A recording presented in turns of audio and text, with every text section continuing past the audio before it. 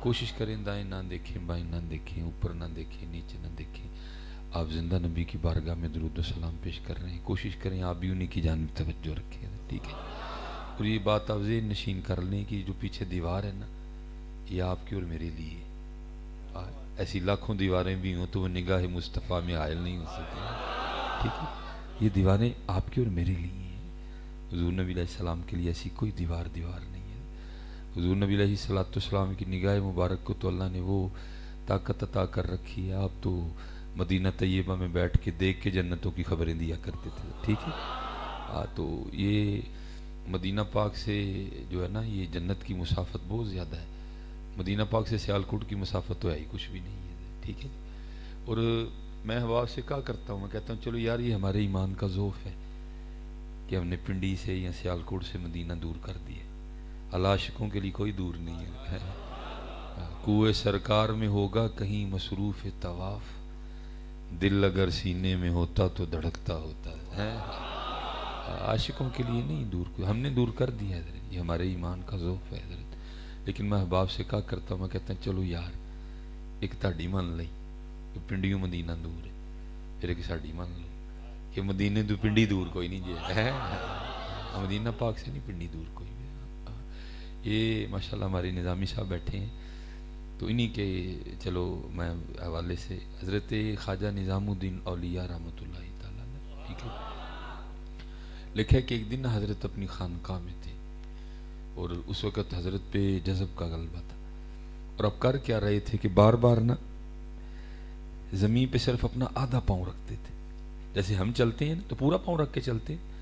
بعض دفعہ کچھ اس طرح کی نوبت آ جاتی ہے، کیچڑ ہو کچھ، تو ہم بھی پنجہ رکھتے ہیں، ایڑی نہیں رکھتے کوئی. تو حضرت کیا کرتے تھے، اب پنجہ رکھتے تھے لیکن ساتھ ہی اٹھا لیتے تھے، ایڑی نہیں رکھ رہے تھے.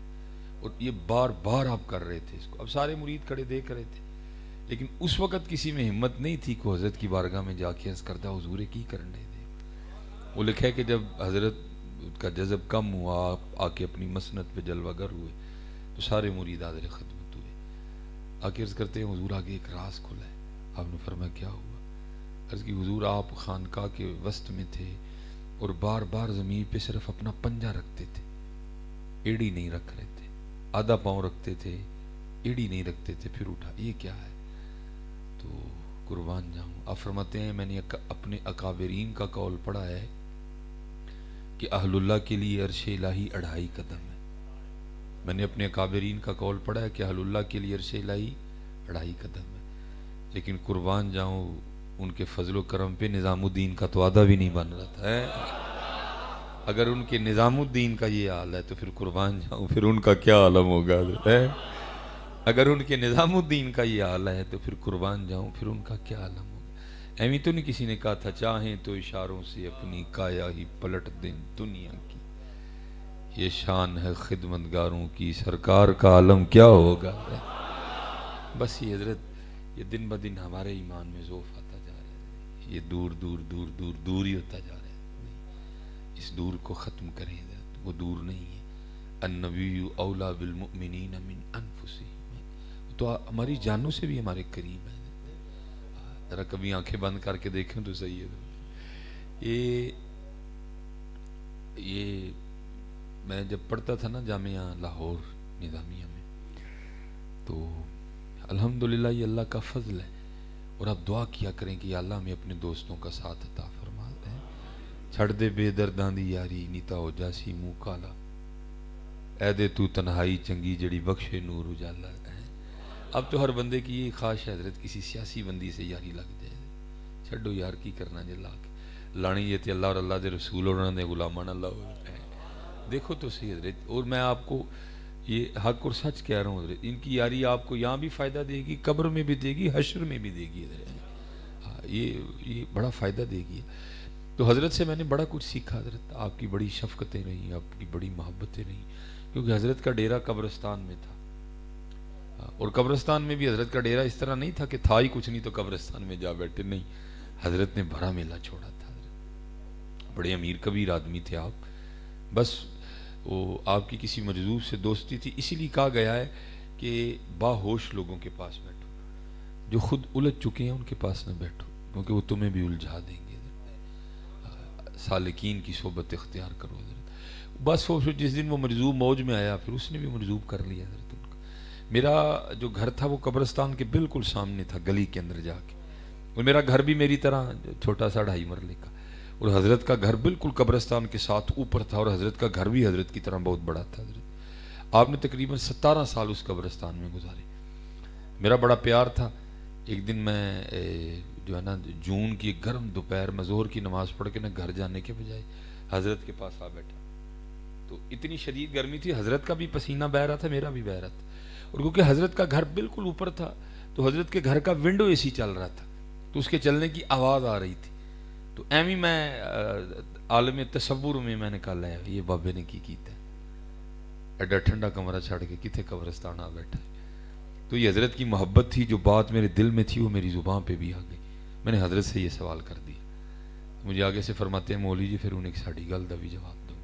میں جناب فرمان لگے جڑا ٹھنڈا کمرہ دسنڈے دے ہو اے تے دسو اخیر چھڑ کے آنا کتے. تو ظاہر سوال کو مشکل تو نہیں تھا حضرت. میں نے کہا حضور ایتھے ہی آنا. تے فرمان لگے یار 4 منڈے ہیں تے جو آنا سی اسی آپ ہی آ گئے. اور میں حضرت اتنی دور چل کے آپ کو یہ کہنے نہیں آیا کہ آؤ سارے قبرستان چلیے نا. یہ حضور نبی علیہ السلام کی تعلیمات ہیں. آپ نے تو معاشرت کو پسند فرمایا. بس حضرت جی جاتے جاتے اتنا آپ کی بارگاہ میں عرض کرتا جاؤں گا, جہاں بھی رہو حضرت جی, بیریا میں رہو, سٹی ہاؤسنگ میں رہو, اسلام آباد میں رہو, راول پنڈی میں رہو, کوٹھی میں رہو, بنگلے میں رہو, مکان میں رہو, جہاں بھی رہو, بس یاد رکھنا جانا قبرستان ہی ہے. بس اس کو بھولنا نہ. اور حضرت جی خرابیاں شروع تب ہوتی ہیں جب بندہ بھول جاتا ہے. حضرت عمر فاروق رضی اللہ تعالیٰ عنہ کے بارے میں منقول ہے جس کا مفہوم ہے آپ بازار میں تشریف لے گئے تو ایک اونٹ بدک گیا تھا. آپ کو پتہ ہے اونٹ بڑا قد آور جانور ہے, اگر اونٹ ہاپے سے باہر ہو جائے تو اس کو کنٹرول کر سکتا ہے. آپ نے اکثر یوٹیوب پہ ویڈیو دیکھی ہیں جب اونٹ ذبح کرنے کے لیے کو اناڑی کسائی آئے تو پھر کیا تماشا لگتا ہے وہاں. بہت قد کا جانور ہے وہ, ہاپے سے باہر ہو اس کو سام بھی کوئی نہیں سکتا تھا. لیکن حضور نبی علیہ السلام فرماتے ہیں میرے عمر کی شان یہ ہے کہ شیطان اس کے سائے سے بھی ڈرتا ہے. آپ آگے بڑھے اور آپ نے جا کے اس کی نکیل پکڑ لی, وہ کھڑا ہو گیا, اور لکھا ہے کہ آپ نے اس کے کان میں نہ کچھ ارشاد فرمایا, آپ نے کچھ کہا اس کے کان میں, آپ تو کہہ کے چلے گئے, تو لکھا ہے کہ وہ اونٹ وہاں ہی کھڑا ہو گیا, وہاں سے ہلا نہیں, وہاں ہی بیٹھ گیا, اور پھر وہاں بیٹھا بیٹھا ہی مر گیا بھوک سے. اب بازار والے نے تو دیکھا تھا, اب سارے منتظر تھے کہ امیر المومنین تشریف لائیں تو حضرت کی بارگاہ میں عرض کریں حضور اونٹ دے کان چ آکھیا کی. وہ آپ تشریف لے آئے, سارے لوگ اکٹھے ہوئے, عرض کی امیر المومنین آپ کو اونٹ یاد ہے؟ آپ نے فرمایا یاد. حضور اس کے کان میں کیا کہا تھا؟ آپ نے فرمایا کیوں؟ حضور آپ تو کچھ کہہ کے چلے گئے, وہ وہاں ہی کھڑا رہا, وہاں ہی بیٹھ گیا اور وہاں ہی مر گیا. تو جو امیر المومنین حضرت سیدنا عمر فاروق رضی اللہ تعالیٰ نے جواب دیا نا, میں اس کا پنجابی میں یہ مفہوم عرض کر دیتا ہوں.